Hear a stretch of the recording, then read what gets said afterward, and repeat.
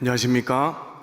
탕자와 같은 입장에서 회개하는 마음으로 천심원에서 열심히 일하고 있는 김주환 사무국장입니다. 지난달 이 자리에서 간증을 했었지만 뜻이 있어서 다시 이 자리에 세워주셨다고 생각하고 효정 간증을 올리겠습니다. 알고 보면 너무나 부족하고 흠과 티가 많은 제가 이렇게 귀한 자리에서 효정 간증을 하게 되니 한편으로 부끄러운 마음 금할 길이 없습니다. 하지만 저의 부족했던 과거와 천심원에서의 경험들이 섭리의 황금길을 살아가는 우리 식구님들에게 아주 조금이라도 힘이 되고 위로가 될 수 있다면 너무나 감사하겠습니다. 저는 대학교 생활 중에 교회와 관련하여 여러 가지 상처를 입고 교회를 떠나게 되었습니다. 아무에게도 말하지 않았지만 나는 이제 우리 교회는 꼴도 보기 싫다. 참 부모님을 떠나고 싶지는 않지만 어쩔 수 없다. 이제 다시는 신앙을 하지 않을 것이다. 축복 결혼은 절대로 죽어도 받지 않겠다. 라고 다짐했었습니다. 24살에 떠난 저는 31살 211차 40일 수련에 참여하여 완전히 복귀되기까지 약 7년 가까이 부모님과 형제들 그리고 천주인 참부모님께 너무나 많은 상처를 안겨드렸습니다. 떠나간 아들이 참부모님 품으로 다시 돌아오기를 바라며 매일 눈물로 정성을 들이신 어머니 아버지를 생각하면 지금도 마음이 아픕니다. 축복을 받고 자녀를 낳아 기르다 보니 그 피눈물 나는 심정을 이제서야 조금 알 것 같습니다. 힘든 농사를 지으시면서도 100일 조식금식을 몇 번이나 이어나가시는 어머니를 보며 핸드폰을 잘 사용하지 못하시는 아버지께서는 처음으로 저에게 전화를 거셨습니다. 네 엄마 좀 살려줘라. 이러다 죽겠다. 제발 부탁한다. 부모의 심정을 전혀 몰랐던 저는 죄책감이 들 때면 오히려 더 화만 냈었습니다. 그럴수록 더 오기가 생겼던 저는 두고 봐라. 교회 같은 거 다니지 않아도 신앙 따위 하지 않아도 더 잘 사는 모습, 더 출세하는 모습을 반드시 보여주겠다 라고 다짐하며 오로지 돈을 많이 벌기 위해 열심히 일만 했습니다. 하지만 하는 일마다 처음에는 잘 되는 것 같다가 금방 어려운 상황에 놓이게 되었습니다. 그렇게 몇 번 반복되더니 결국 건강도 잃고 경제적으로도 너무나 어려운 지경이 되어버렸습니다. 심지어는 단 한 끼도 병원에서 처방해준 소화제가 없이는 밥을 제대로 먹지 못하는 지경에 이르렀고 세상에서 성공하겠다는 삶의 희망도 더 이상 보이지 않게 되었습니다. 결국 인생을 끝내려는 극단적 시도를 하게 되었습니다. 하지만 그때마다 기적처럼 다시 살아나는 일이 반복되었습니다. 한 번은 밤새 눈물로 유서를 쓰고 모텔 9층 창문에서 뛰어내리던 찰나에 떨어지는 그 위치에 어떤 아저씨가 대자로 누워있는 것을 보고 너무 놀라서 창문 틀을 다시 붙잡고 방으로 들어왔던 적이 있습니다. 한겨울 술에 취해 쓰러져 계시던 아저씨를 119에 태워 보내면서 아저씨 정신 차리세요. 이러다 얼어 죽습니다. 가족분들이 이 모습을 보면 얼마나 걱정하시겠습니까? 아무리 힘든 사정이 있어도 목숨보다 중요한 것은 없으니 정신 차리십시오. 양쪽 뺨을 막 때리며 주제넘는 조언과 충고를 하고 다시 살아 돌아갔던 적도 있었습니다. 기적처럼 여러 번 살아났지만 여전히 희망이 안 보이던 저는 어떻게 하면 신앙을 하고 있는 가족들에게 최대한 피해를 주지 않고 이 세상을 떠날 수 있을까 고민하며 불 꺼진 원룸방에 앉아서 며칠 동안 멍하니 있었습니다. 그러다 어느 날은 꿈을 꾸게 되었습니다.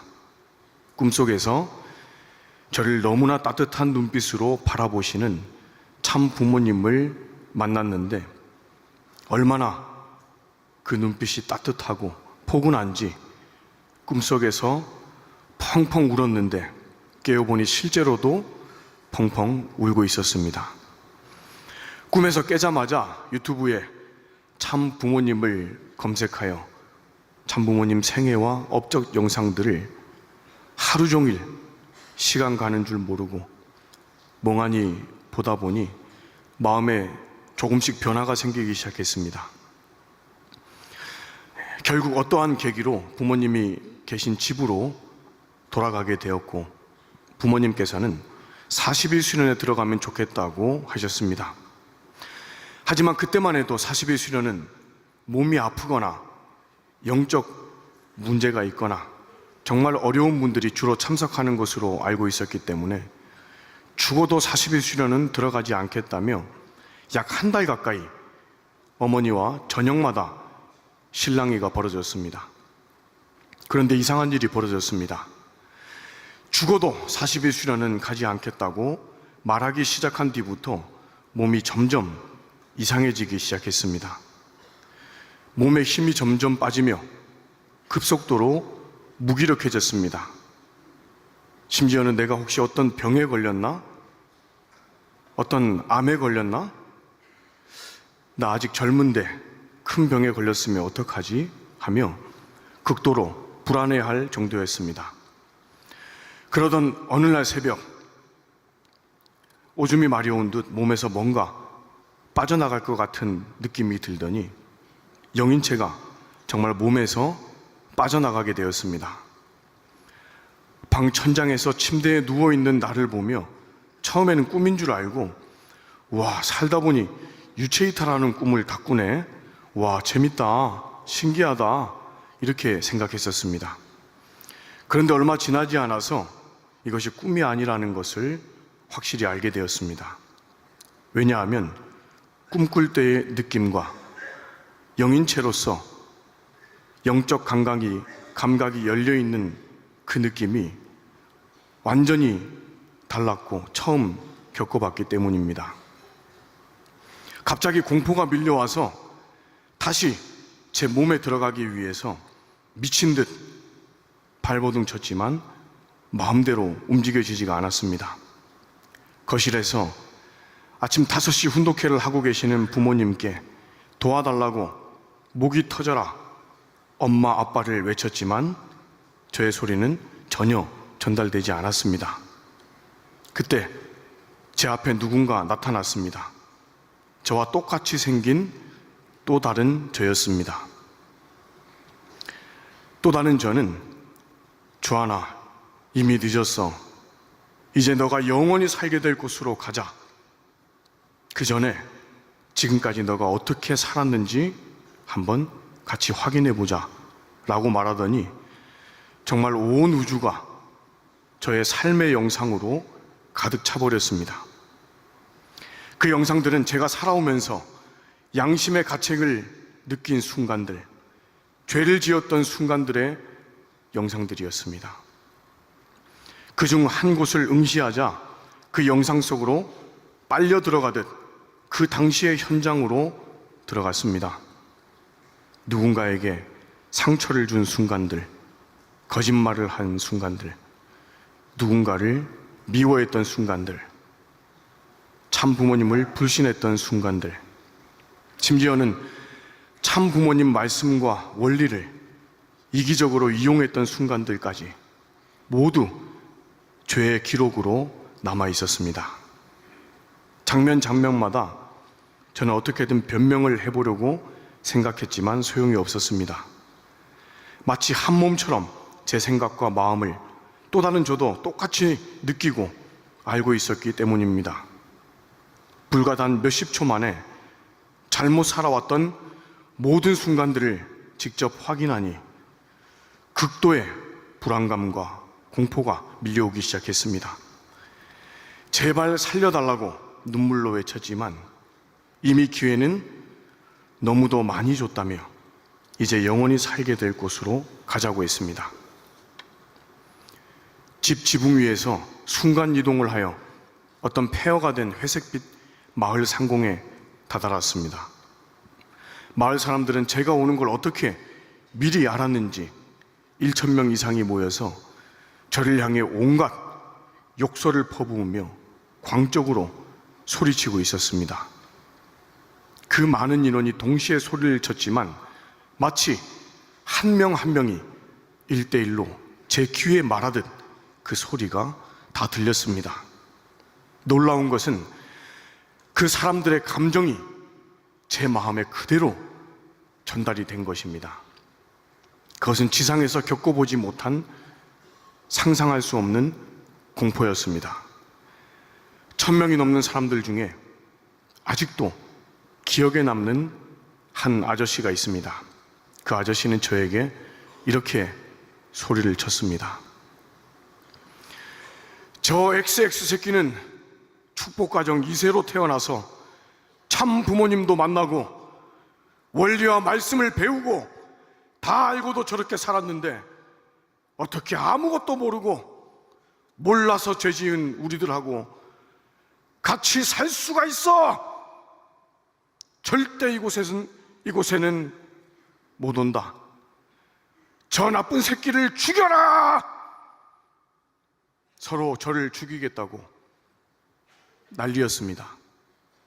그 공포는 지상에서 느낄 수 있는 최대치의 공포보다 100배는 더 강한 공포였습니다. 저는 그때서야 축복 자녀로서 책임을 못하면 오히려 사탄세계 사람들에게 더 큰 심판을 받는다, 더 무서운 지옥에 간다고 하신 말씀이 어렴풋이 떠올랐습니다. 그때 확실히 느낀 것은 지옥의 가장 밑바닥에 가더라도 똑같이 이런 심판을 받겠구나. 지옥 어디에도 내가 갈 곳은 없겠구나. 나는 영원히 이렇게 비참하게 쫓겨다니겠구나 하는 것이었습니다. 극도의 공포에 휩싸여 손과 다리는 사시나무 떨리듯 떨렸고 눈물, 콧물, 침이 얼굴을 가득 덮었습니다. 더욱 간절히 살려달라며 외치니 또 다른 저는 못 이기는 척 질문을 한 가지 했습니다. 그래, 너 지상에서 살면서 참 부모님을 위해서 한 실적을 우선 한 가지만 말해봐. 그 말을 할 때는 이미 답을 알고 있지만 마치 저를 교육하는 듯 했습니다. 모태신앙으로 종처럼 따라만 다니다 교회를 떠났던 저는 무섭고 서러워서 더 처절하게 울었습니다. 제발 한 번만 살려달라며 나는 아직 부모님께 효도도 못했고 결혼도 못했고 자녀도 없습니다. 제발 한 번만 살려주십시오. 죽을 듯이 외치니 이제 진짜 마지막 질문이라며 말을 이어갔습니다. 참 아버님 성화 이후 어머님께서 어떻게 사셨는지 알아? 하고 어머님의 모습을 보여줬습니다. 어머님이 이렇게 힘드실 때 너 뭐하고 있었냐고 물었습니다. 그 순간 온 천주가 어머님께서 울고 계시는 장면으로 바뀌었습니다. 어떤 서재 같은 곳에서 눈이 퉁퉁 부으신 채 휴지로 눈물을 닦고 또 닦고 계시는 장면이 보였습니다. 휴지는 어깨 높이까지 수북히 쌓여 있었습니다. 순간 어머님의 마음이 제 마음에 그대로 연결이 되었습니다. 방금까지 살려달라며 나를 위해서 내가 무서워서 내 삶이 억울해서 울고 있었는데 그 순간 우는 이유가 바뀌어 버렸습니다. 어머님의 슬픔과 아픔을 공명하게 되었기 때문입니다. 가슴이 갈기갈기 찢어지며 울음소리조차 나오지 않았고 숨조차 쉬기 어려울 정도로 아프고 비참한 심정이었습니다. 온 우주가, 온 천주가 어머님과 똑같이 울고 있었습니다. 그때 신기하게도 영계의 모든 작은 물질 하나하나까지도 참 어머님으로 이루어진 것을 경험했습니다.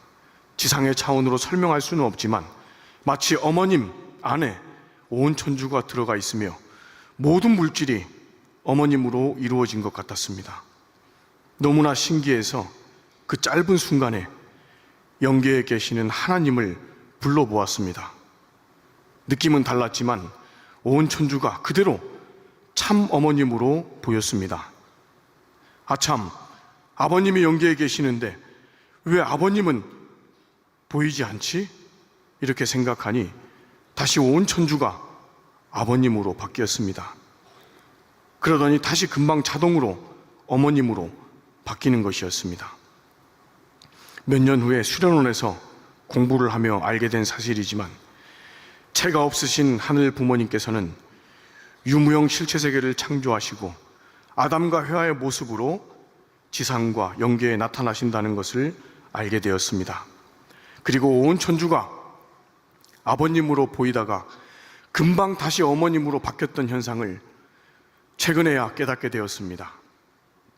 아이가 2명인 저희 가정은 집에 가면 모든 환경이 아이에게 맞춰져 있습니다. 화장실을 가도, 냉장고를 열어도, 거실, 방, 창고, 거실, 모든 장소가 아이들을 위한 어머니의 사랑으로, 엄마의 사랑으로 가득 차 있습니다. 가끔 아버지의 사랑과 역할도 필요합니다만 금방 엄마의 관심과 사랑이 최고임을, 전부임을 아이들은 알게 됩니다. 이러한 가정의 분위기를 겪어보니 한마디로 표현하자면 엄마의 사랑인데 그 사랑 안에는 아버지의 사랑도 포함되어 있다는 것을 알게 되었습니다. 그래서 최근 참 어머님께서 홀리 마더한을 선포하셨을 때 영계에서 경험한 이러한 현상도 가정과 마찬가지로 하늘 어머니, 참 어머님, 엄마의 사랑으로 가득한 천주적 사랑을 표현하신 그러한 단어임을 깨닫게 되었습니다. 다시 돌아와서 어머님의 심정이 공명이 된 저는 살려만 주신다면 이제 남은 인생을 참 어머님을 위해서 바치겠다고 소리치기 시작했습니다. 그래도 변화가 없자 더 큰 소리로 야, 이 새끼들아, 나를 당장 살려내라. 나를 살려내지 않으면 어머님을 위해 인생을 바치겠다고 한 2세 한 명을 너희들이 없애는 것이다. 당장 나를 살려내라. 라며 고래고래 소리를 질렀습니다. 그런데 그랬더니 몸이 점점 뒤로 가더니 순간 이동하여 다시 저희 집 지붕 위에 도착하게 되었습니다. 부모님은 여전히 거실에서 훈독회를 하고 계셨고 부모님의 입에서는 하얀 연기가 반짝반짝 빛나며 문틈을 통과하여 침대 위에 누워있는 제 육신을 감쌌습니다. 제 영인체는 자동으로 제 몸으로 서서히 들어갔습니다. 순간 내가 정말 살았을까? 심장이 두근두근대며 긴장하는 마음으로 하나 둘 셋을 외치고 손가락 발가락을 움직여 보니 잘 움직여졌습니다. 얼마나 기뻤는지 일어나서 베개를 주먹으로 내려치며 30분 동안 감사합니다만 반복해서 외쳤습니다.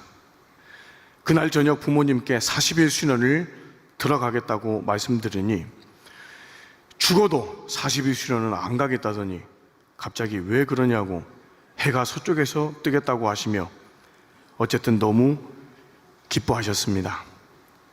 곧바로 40일 수련에 들어온 저는 수련이 도저히 적응이 안 되었습니다. 찬양 역사, 강의, 기도 이 모든 것이 힘들기만 했습니다. 쉬는 시간에 저에게 말을 걸어오는 권사님과 장로님, 수련생들이 부담스러웠고, 성진은 다녀왔냐며 물으시는 훈련부장님께는 예, 아침에 일찍 다녀왔습니다 라고 여러 번 거짓말을 하기도 했습니다. 어느 날 점심을 먹고 방해받지 않고 쉬고 싶어서 정심원에 들어가서 맨 뒤쪽 벽에 기대어 기도하는 것처럼 자세를 취하고 앉아서 잠을 잤습니다. 그런데 누가 주하나 하고 저를 부르는 것이었습니다. 고개를 들어보니 주위에는 아무도 없었습니다. 다시 잠을 자니 두 번 더 제 이름을 불렀습니다. 아무래도 목소리가 참 아버님 목소리 같아서 정면의 존영을 바라보니 정말 아버님께서 말씀을 하셨습니다. 주하나, 너는 지금부터 축복을 위한 정성을 드려라. 어떻게 정성을 드리면 좋을까요? 라고 물어보니 더 이상 소리가 들리지 않았습니다. 너무나 당황하면서 정심원을 나왔는데 생각나는 것은 축복나무밖에 없어서 무조건 축복나무로 올라가서 기도하기 시작했습니다. 수련이 끝날 쯤에는 축복을 위한 기도를 시작하던 그 장소에서 지금의 장인어른을 만나서 아내를 소개받게 되는 일도 있었습니다. 어느 날은 한국연수팀 훈련부장님과 강사님이 수련이 끝나면 훈련부장으로 일해볼 생각이 없냐는 제안을 받게 되었는데 전혀 저는 생각이 없었지만 정심원에 가서 기도하니 갑자기 수련원에서 일하고 싶은 생각이 들기 시작했습니다. 그날 저녁 찬양 역사 시간에 천사들이 치유의 역사를 하는 신기한 장면을 보게 된 적도 있었습니다. 훈련부장이 되면 찬양 특강도 하고 수련생들에게 영계에 대한 믿음을 심어줘야 하는데 너무도 부족하니 수련생들을 위해 직접 영적 체험을 하게 해주신 것 같았습니다. 2017년 춘계대역사 때 취직하여서 올해가 9년 차가 되었습니다. 귀신 들린 수련생들을 상담하며 제 가족과 제 어린 자녀를 놓고 영인이 협박하고 폭언을 할 때면 너무나 두려워 겁먹고 그만둘까 하는 생각을 수십 번 했었습니다. 하지만 천심원에서 참 부모님을 중심 삼고 천심 원장님께 배운 대로 영분립 기도회를 진행하니 기적처럼 악영인이 분립되는 경험도 많이 하였습니다. 어떤 기간은 사람하고 대화한 시간보다 영인들과 대화한 시간이 훨씬 많은 그런 주도 있었습니다. 한국 연수 팀장으로 일할 때는 약 3년 동안 의료천사 요청서와 성화자 화장점 보고서를 천심원에 봉헌하는 역할을 맡아서 전국의 식구님들의 안타까운 사정을 실감하며 눈물을 흘린 적도 많이 있습니다. 어느 날은 같은 내용을 계속 반복하여 의료천사 요청서를 보내시는 한 일본 선교사님이 계셔서 직접 전화를 걸어보니 말기암 환자로 병원에 입원해 계셨습니다. 그분은 죽음이 두렵진 않지만 교회를 다니지 않는, 신앙하지 않는 남편과 자녀들이 복귀되기 전까지는 절대로 죽어도 죽을 수 없다며 제발 목숨만 살려달라고 눈물로 저에게 부탁을 하셨습니다. 해드릴 수 있는 것은 기도밖에 없어서 열심히 기도를 하며 자주 카톡으로 응원을 해드렸습니다. 그런데 어느 날부터 선교사님은 제 카톡을 더 이상 읽지 못하셨습니다. 그렇게 희생의 제물로 안타깝게 영계로 올라가신 식구님들이 정말 많이 계십니다. 지금이라도 남편분과 자녀들이 참부모님 품으로 돌아와 그 선교사님의 간절한 소원이 이루어지기를 기원합니다. 참어머님께서 정심원을 천심원으로 계명해 주시고 참아버님의 집무실로 축복해 주신 후 천심원을 통해 일어나는 기적을 저는 너무도 많이 목도하고 경험하였습니다. 이 수련원에서 일하며 영적 경험은 셀 수 없이 많이 있습니다. 아마 누구라도 이곳에서 1년만 일을 하시게 되면 영계가 정말 있구나, 영계를 두려워하고 또한 영계를 실감하시게 될 것입니다.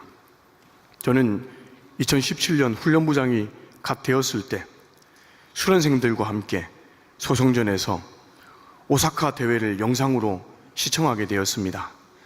근데 너무 피곤하여서 식전 공연을 할 때 저는 대기실에 들어가서 벽에 기대어 잠깐 잠을 청했습니다. 근데 잠에 들자마자 꿈속에서 영계에 들어가게 되었습니다. 영계에 들어가게 됐는데 수많은 영인들이 양쪽으로 도열을 하여서 웅성웅성 거리는 겁니다. 그래서 제가 옆에 있는 영인에게 왜 이렇게 줄을 서 있냐며 물어봤습니다. 그러니까 그 영인이 그것도 모르냐며 아버님이 오셔서 이렇게 도열하고 있다고 알려줬습니다. 그래서 저도 꿈속인 건 알지만 아버님이 뵙고 싶어서 저도 발을 동동거리면서 아버님을 기다렸습니다. 얼마 지나지 않아서 아버님께서 저 멀리에서 수많은 경호원들을 대동하고 정말 걸어오시는 것이었습니다. 근데 이렇게 걸어오시더니 갑자기 저를 손가락으로 이렇게 가리키셨습니다. 아마 다 영인들인데 저 혼자 지상인의 컬러처럼 그렇게 하고 있으니까 아마 손가락을 가리킨 것 같았습니다. 그러니까 옆에 있던 경호원이 아버님 귀에 속닥속닥 이야기를 드렸습니다. 그러더니 갑자기 제 눈앞에 글자가 불꽃처럼 막 새겨지기 시작했습니다. 나는 지금 영계에서 참 어머님의 심정을 이해하는 젊은 2세, 3세들을 찾고 있다. 지상에 내려가서 이 말씀을 전해라. 그러한 말씀이었습니다. 그리고 다시 가시는 길을 가셨는데 저는 아버님을 조금이라도 더 뵙고 싶어서 막 뛰어서 따라갔습니다. 그러더니 하늘문이 열리고 그곳으로 내려가시는 겁니다. 그래서 저도 그 끝까지 따라가 봤는데 그곳을 보니까 오사카 대회 현장이었습니다. 그래서 어머님께서 단상으로 걸어가고 계셨고 아버님은 위에서 내려가고 계시고, 그래서 어머님이 단상에 딱 서시니까 아버님이 어머님과 완전히 하나가 딱 되시더니 존경하는 세계 지도자 축복가정 여러분, 그렇게 어머님께서 인사 말씀을 하셨는데 그 순간 저는 깜짝 놀라서 꿈에서 깼습니다. 그런데 옆에 틈 사이로 보이는 영상에서는 실제로 어머님께서 존경하는 세계 지도자 축복가정 여러분 하면서 인사 말씀을 하시는 것이었습니다. 그게 너무나 정확히 일치해서 저는 이걸 꿈이라고 느껴지지 않고 실제로 아버님을 만난 것처럼 느껴서 그 자리에서 나오지 못하고 어머님 말씀이 끝날 때까지 한참 동안 울었던 기억이 있습니다. 그리고 천심원에서 영계를 호령하여 영계를 움직여라, 호명기도를 해라 하시는 어머님의 말씀을 절대로 믿고 저는 천심원에서 간절히 기도했습니다. 제가 가진 능력이라고는 아무것도 없었습니다. 제가 할 수 있는 것은 어머님 말씀을 믿고 믿는다고 소리치며 기도하는 것 말고는 제가 할 수 있는 것은 없었습니다. 그렇게 40일씩 기간을 정해놓고 간절히 기도를 드렸더니 50년 만에 스스로 작은아버지께서 교회를 찾아오시기도 하고 또 축복에 대해서 말도 꺼내지 못하게 했던 제 막내 동생이 스스로 축복 정성을 드리고 스스로 축복을 받겠다고 다짐을 해서 정말 그 해에 약혼을 하고 또 축복을 받게 되는 기적 같은 일이 일어났습니다.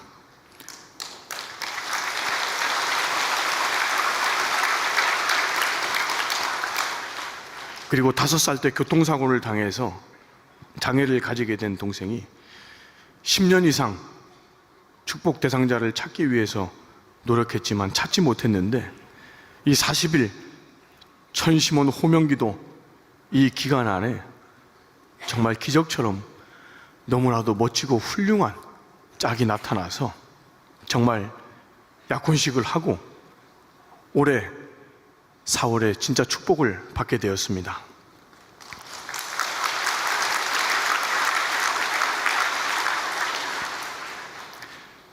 이것 말고도 너무나 많은 기적 같은 일이 일어났습니다.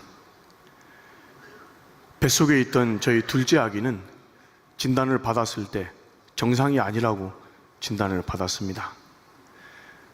뱃속에 있기 때문에 약물 치료도 할 수 없고 수술도 할 수 없고 태어나서 수술을 하든지 약물 치료를 하든지 그렇게 하자고 의사 선생님은 어쩔 수 없다며 그렇게 위로를 했었습니다. 근데 저희 부부는 힘들긴 했지만 반드시 나을 것이라는 확신이 있었습니다. 왜냐하면 천심원에서 간절히 기도하면 기적이 일어난다는 것을 그때는 깨달은 상태였기 때문에 그렇습니다. 전보 역사를 통해서 할 수 있는 모든 것은 다 동원했습니다. 아내는 힘든 와중에도 어린 아기를 데리고 만삭의 몸으로 40일 수련을 받고 주말 수련에 빠짐없이 접수를 해서 참석하고 중심령 회원을 열심히 하고 특별회원 해드려야 될 분들을 특별회원 해드리고 또 안수실에 김덕수 실장님을 만나서 안수를 받고 안수 상담을 받고 그리고 주기적으로 효정봉헌서를 쓰고 저희들이 할 수 있는 것은 다 했습니다. 그리고 천심원에서 영계를 호령하여 간절히 호명기도를 하였습니다. 이 아이를 정상으로 만들어 주신다면 참 부모님을 위해서 우리와 같이 모든 인생을 바쳐서 일하는 그런 3세 자녀가 될 것입니다. 이 아이를 정상으로 만들어 주십시오. 하늘 앞에 이 아이를 바치겠습니다. 그렇게 간절히 기도를 했습니다. 이 아이는 태어나서 검사를 해보니 더 많은 장애가 있었습니다. 심장, 신장, 또 그 외에도 문제가 3가지 정도가 있었습니다. 저희는 절망할 수밖에 없는 상황이었지만 전혀 절망하지 않았습니다. 더 열심히 천심원에서 간절히 기도를 했더니 불과 몇 개월 사이에 완치 판정을 받게 되었습니다.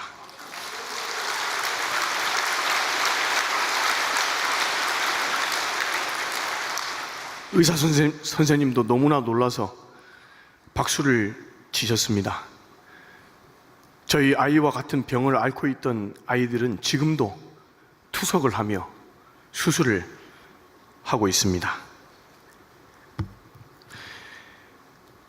또한 천심원 정성을 열심히 들이다가 저는 중간에 천심원 정성을 멈춘 적이 있었습니다. 몇 년 동안 아무리 열심히 해도 어머님의 말씀도 이루어지지 않고 이기성 원장님의 말씀도 이루어지지 않았습니다. 400회가 다 되도록 매일 오시는 5분, 고정적으로 오시는 5분, 6분, 그 외에 가끔씩 10명, 20명, 그 외에 더 이상 부흥은 일어나지 않았습니다. 저도 열심히 스텝 역할을 하며 기도를 하다가 지칠 대로 지치고 역사는 일어나지 않는다. 괜한 시간만 낭비하고 체력만 빠질 뿐이다. 그렇게 생각하며 더 이상 철야정성에 나오지 않았던 기간이 있습니다. 그 기간에 잠을 자는데 우레와 같은 목소리로 아버님 목소리가 들렸습니다. 김주환이! 천지가 진동할 정도로 제 이름을 큰 소리로 부르시더니 창문을 통해서 아버님이 갑자기 훅 하고 날아 들어오셨습니다. 침대에 누워 있었는데 제 오른쪽 옆에 서셔서 당장 일어나라고 소리를 치시면서 저에게 호통을 치셨습니다. 저는 너무 놀라서 벌떡 일어났습니다. 그때가 새벽 4시 20분이었습니다. 근데 저는 다행이다. 꿈이었구나. 괜한 죄책감 때문에 이런 꿈을 꾸는 걸 거야. 그냥 다시 잠이나 자자. 그리고 다시 누웠습니다. 그런데 다시 정확히 10분 뒤에 다시 아버님께서 제 이름을 큰 소리로 부르시면서, 더 큰 소리로 부르시면서 저를 깨우셨습니다. 당장 일어나라고. 정성을 들이지 않고 여기서 디비저 잠을 자고 있다고 쌍욕을 하시기 시작했습니다. 그래서 저는 놀라서 벌떡 일어났습니다. 4시 30분이었습니다. 그때도 저는 무지몽매한 저는 다행이다. 꿈이었구나. 괜한 심리적인 문제일 거야. 이거는 그냥 개꿈이야. 다시 잠에 들었습니다. 10분 뒤에 다시 또 아버님께서 더 큰 소리로 제 이름을 부르면서 창문을 통해서 제 방에 들어오셨습니다. 그때는 너무 크게 소리를 지르셔서 제 귀가 너무나 아팠습니다. 오른쪽 귀에서는 이명 소리가 삐 하고 들리고, 그리고 달팽이 간 통증 때문에 저는 이를 꽉 깨물고, 이가 뽀드득 뽀드득 소리가 날 때까지 깨물고, 저는 귀를 양손으로 감싸지고 엎드렸습니다. 아버님이 얼마나 쌍욕을 하시는지 저는 살다 그렇게 쌍욕을 오랫동안 얻어먹은 적은 처음이었습니다. 그래서 저는 엎드린 채로 죄송합니다. 지금까지 철야정성을 나가지 않아서 죄송합니다. 아버님, 이제 열심히 나가겠습니다. 열심히 어머님을 위해 정성 드리겠습니다.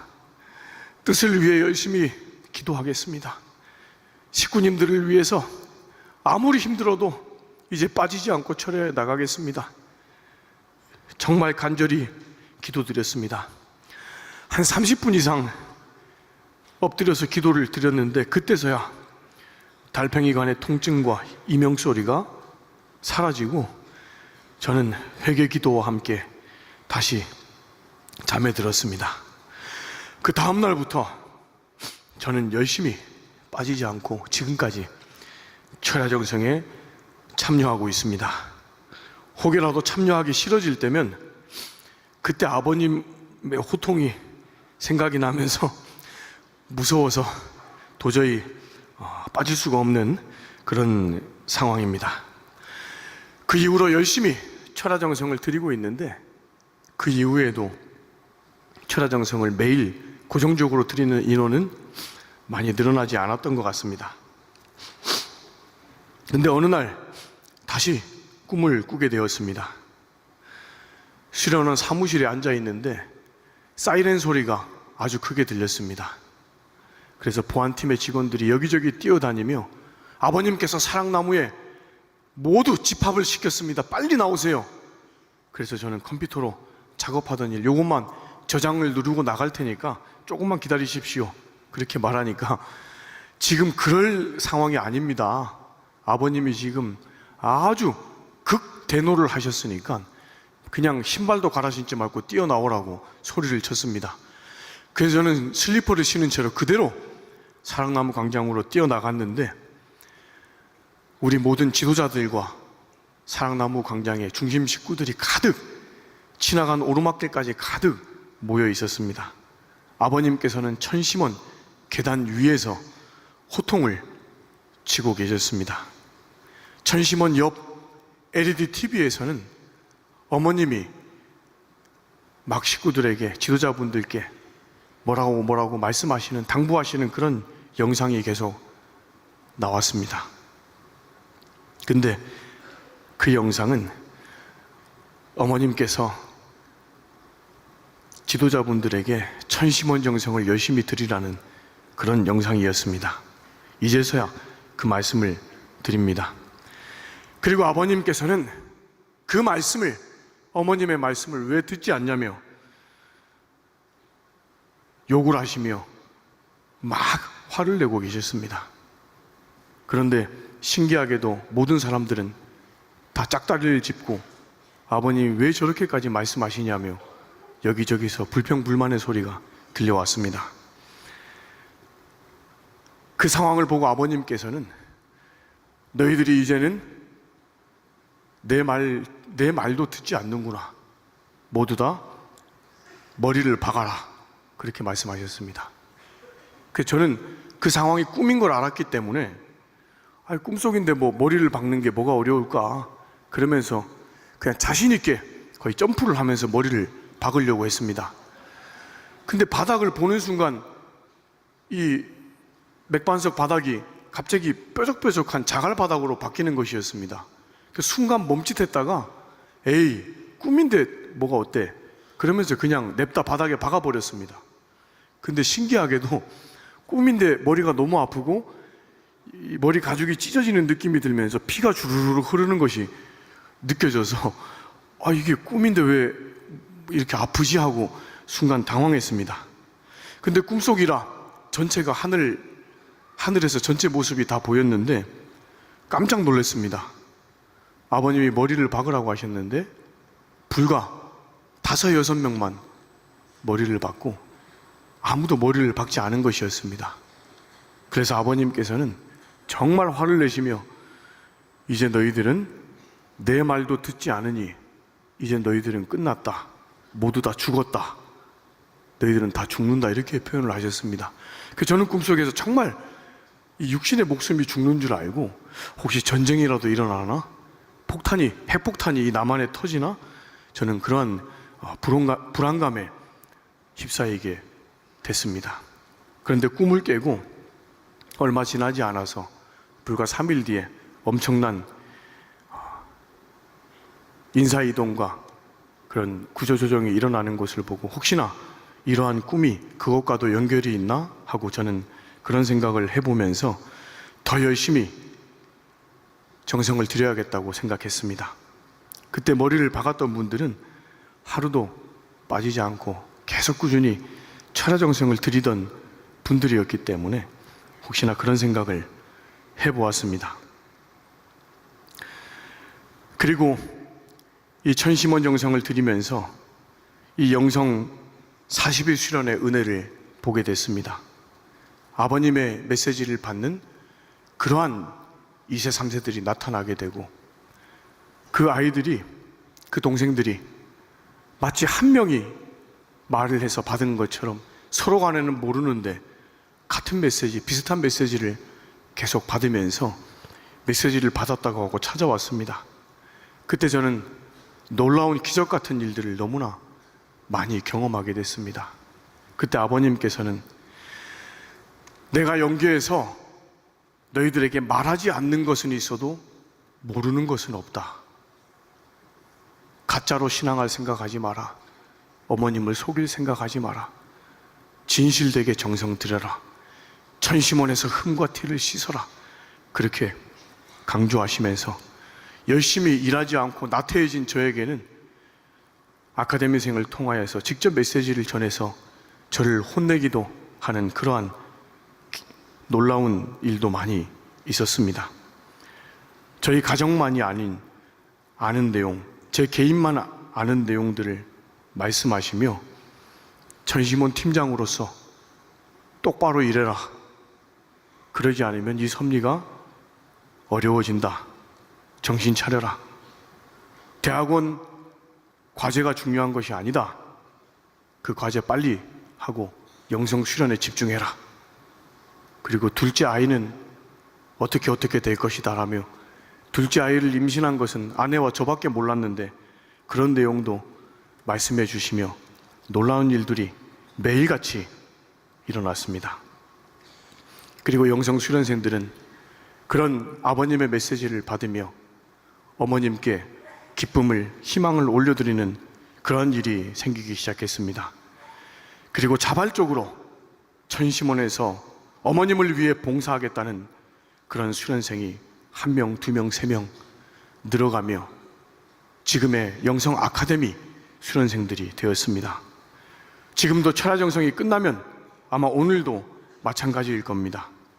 새벽 2시가 되어도 3시가 되어도 잠을 자러 가지 않고 자발적으로 자기가 맡은 일을 더 잘하고자 공부하고 정성 들이고 준비하는 이 영성 아카데미 2세, 3세들을 보면서 저는 매일같이 희망을 느끼고 있습니다. 그리고 이 수련생들은, 이 젊은이들은 월급을 준다고 해도 이 수련생들을 이곳에 10일, 한 달 이렇게 붙잡아 두기도 어렵습니다. 하지만 월급도 받지 않고 이렇게 봉사하는 수련생 청년들을 최소 6개월, 최대 1년 이상 이렇게 스스로 봉사하는 것은 아마 세상에도 잘 없고 아마 진짜 우리 교회사에도 잘 없는 기적 같은 일이라고 생각이 듭니다. 마치 우리 선배님들이 초창기에 스스로 헌신을 하시면서 1년에서 3년, 4년 동안 그렇게 헌신하셨던 그러한 일들이 지금 다시 기적처럼 일어나고 있다고 생각이 듭니다.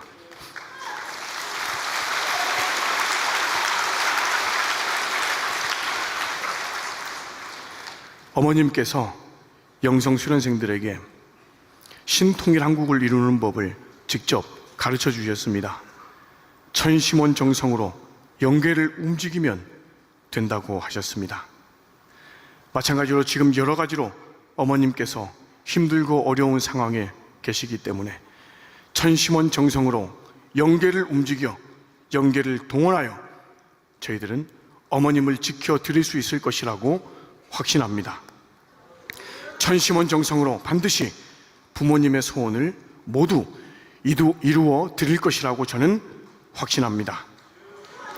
설령 빨리 이루어지지 않는다고 하더라도 인디언 정신으로 이루어질 때까지, 죽을 때까지 천심원 정성을 드리면서 어머님을 위해, 아버님을 위해 정성 들이며 노력할 것입니다. 최근 참아버님 천주성화 13주년을 보내면서 아버님의 추억이 많이 떠오르며 마음이 많이 아팠습니다. 저는 옛날 중학교 1학년 때 참부모님 생애노정 11권짜리를 처음 읽고 감동을 받았을 때 학교 행사에서 천년바위라는 노래를 처음 듣게 되었습니다. 그때 생애노정을 읽은 그 마음과 천년바위의 노래가 많이 공명이 되어서 나중에 내가 크면 아버님을 직접 만나면 천년바위를 불러드려야겠다, 그렇게 생각하면서 중학교 1학년 때부터 고등학교 3학년 때까지 노래를 연습했던 적이 있었습니다. 막상 대학교를 올라가서 참부모님 주관하시는 훈독회에 자주 참석했는데 다른 사람들은 노래를 많이 시키시는데 저는 한 번도 저를 시키신 적이 없었습니다. 근데 저는 전혀 걱정하지 않았습니다. 아버님께서 100세를 넘기셔서 120세를 넘기셔서 그렇게 지상에 계실 거라고 생각했기 때문에 나중에 부르면 되지 라고 생각했지만 이미 아버님은 영계로 가시고 이제 다시는 영원히 지상에서는 아버님께 노래를 불러드릴 수 없게 되었습니다. 그래서 며칠 전 아버님 천주성화 13주년 기념일에 어떻게 하면 아버님께 노래를 불러드릴까 생각했는데 그런 느낌이 들었습니다. 나한테 노래 불러줄 생각하지 말고 지상의 어머님께나 잘해라, 그런 마음속에 울림이 들려왔습니다. 그래서 이번 13주년 기념 때 다시 한번 다짐하면서 어머님을 위해 더 열심히 이 한상일을 바쳐서 일하고 정성 드리겠다고 다짐했습니다. 네. 그래서 이 섭리의 황금기, 다시는 오지 않을 이 기간에 특히 저와 같은 2세, 3세 우리 청년분들 빨리 어머님 품으로 돌아와야 됩니다. 지나가면 이미 늦습니다. 어머님이 만약에 지상에 계시지 않는다면 그때는 아무리 땅을 치고 후회해도 소용이 없습니다. 모두가 빨리 돌아오기를 간절히 바랍니다. 저는 이 자리에서 며칠 지났지만 아버님이 계시다고